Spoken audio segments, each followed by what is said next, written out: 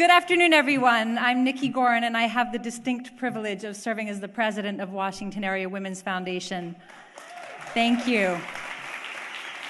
On behalf of the board, the staff, supporters, grantee partners of the foundation, I really want to thank you, Mr. Mayor, for this honor. It truly means so much having you here, along with all of you and so many leaders in our community. Today is in large part supposed to be about celebrating, and we will certainly do that. But I would be remiss if I didn't take a moment to reflect on what we have witnessed and experienced over the last few weeks as a result of the government shutdown.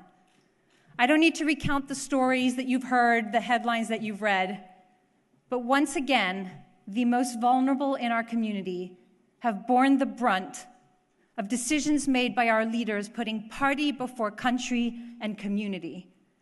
And many people who have done all the right things and have lifted themselves and their families out of poverty are now faced with an uncertain future. And while a deal has been struck, I think that we've only just begun to scratch the surface of the repercussions that will be felt for some time to come.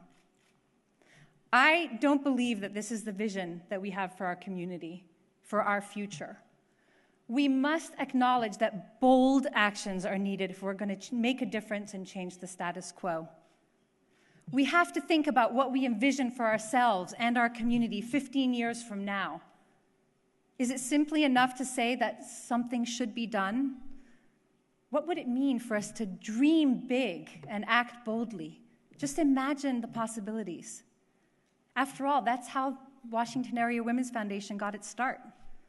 15 years ago, a group of amazing women decided that it was unacceptable that our nation's capital, home to some of the most influential and most powerful women in the country, had no focused philanthropy on women and girls. This organization was revolutionary, not only because it was the only donor-supported public foundation solely focused on improving the lives of women and girls in our region. It was also at the forefront of building and leveraging women's philanthropy to improve the lives of other women. By boosting women-led giving, the founders helped foster a powerful wave of philanthropy and showed us the impact of giving together. They imagined what was possible.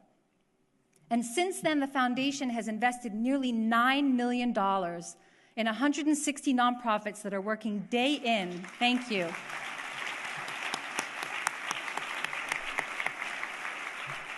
They are working day in and day out to support over 200,000 women and girls as they forge their pathway out of poverty. In 15 years, the foundation has touched the lives of hundreds of thousands of women and girls in our community, helping them walk down the path to prosperity that is paved with good jobs, growing wages that support families, affordable childcare, a robust financial education, and so much more. We've done it through the Leadership Awards and Open Door programs, as well as through our amazing giving circles, the African American Women's Giving Circle and the Rainmakers Giving Circle, and they too are celebrating a milestone this year, 10 years of giving in our community. And the foundation has consistently made strategic efforts to meet the evolving needs of our community. Our two portrait project reports, the only studies in the region that looked at the unique strengths and needs of women and girls, exemplify this ability. The first report led to a new grant-making program, Stepping Stones. And this was the first multi-year initiative of its kind in our region, working to help build the economic security and financial independence of low-income women, with a special emphasis on women-headed families. Somewhere out there, there's an 11-year-old girl sitting in a middle school classroom. She has no idea that today, in this room, we are working to build a better community for her. And here's how. First, we will be a hub for anyone seeking information, research, data related to the economic security of women and girls in our region.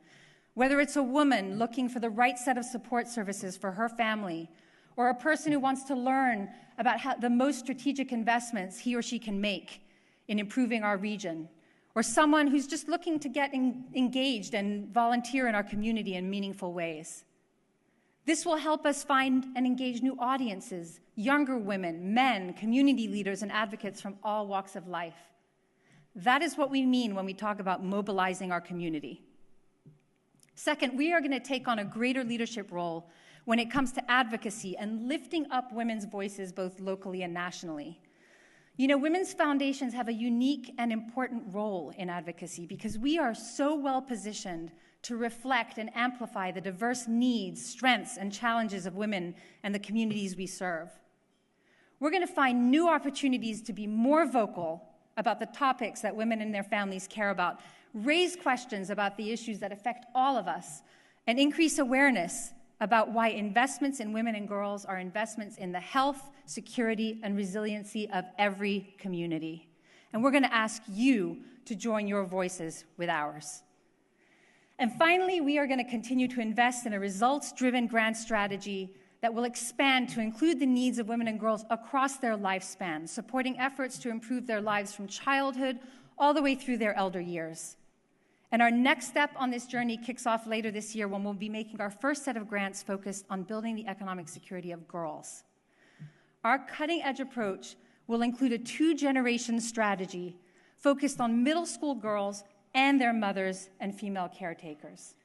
Why? Because for so many families in our region, poverty is multi-generational. And we know that in order to break that cycle, we must invest in mothers and daughters together, simultaneously, something that's not currently being done in this community. And we're focusing on middle school girls for a couple of reasons.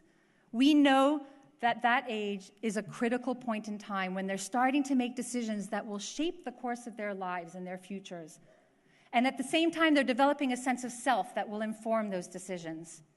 And we also know there's a critical gap in services and funding for middle school-aged youth, and very few programs and policies that approach this work with a gender lens.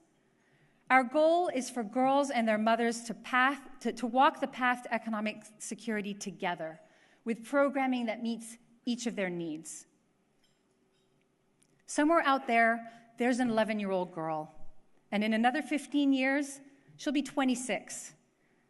She's going to love her budding career. She's going to get a paycheck big enough to set aside some savings after she pays her affordable rent.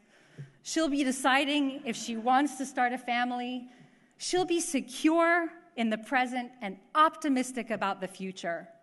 It will not matter what neighborhood she grew up in or what her parents did. She will have the same opportunities as every other 26-year-old in the region.